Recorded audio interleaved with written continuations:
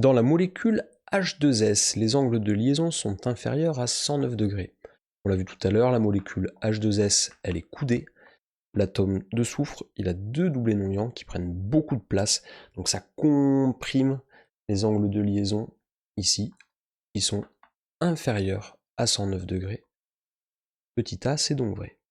Dans la molécule BeH2, les angles de liaison sont inférieurs à 109 degrés. Alors la molécule beryllium c'est Z égale 4, 1s2, 2s2, 2p, rien. Il va hybrider une orbitale S et une orbitale P pour avoir deux orbitales occupées par un électron. Ce sont des orbitales hybrides sp. La molécule de BeH2, elle est linéaire. L'angle de liaison HBeH, il fait 180 degrés. La réponse B, enfin la proposition B, elle est fausse. Dans la molécule AlCl3, les angles de liaison sont égaux à 120 degrés. Alors c'est vrai, l'aluminium, il est de numéro atomique 13, 1s2, 2s2, 2p6, 3s2 et 3p1.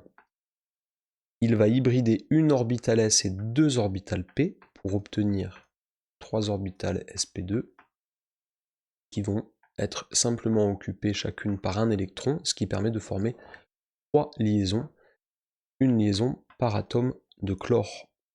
C'est vrai. Question D. Dans la molécule AlCl4-, les angles de liaison sont proches de 109 degrés. Alors dans AlCl4-, oui, ça va être tétraédrique parce que l'aluminium, quand il fait AlCl3, on voit bien qu'ici il a gardé une case vide. Cette case vide, cette orbitale vacante, peut servir pour faire une liaison donneur-accepteur. Donc le AlCl3, il est trigonal plan,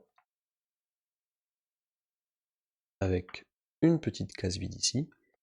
Quand un atome de Cl-, enfin un ion Cl- approche, il peut former une liaison dative ici, et on va avoir une organisation spatiale autour de l'atome d'aluminium qui va être tétraédrique avec des angles proches de 109 degrés, et pour le coup ici une hybridation sp3.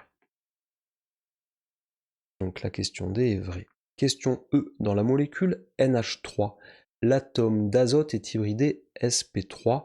C'est vrai, donc là c'est un classique. Hein.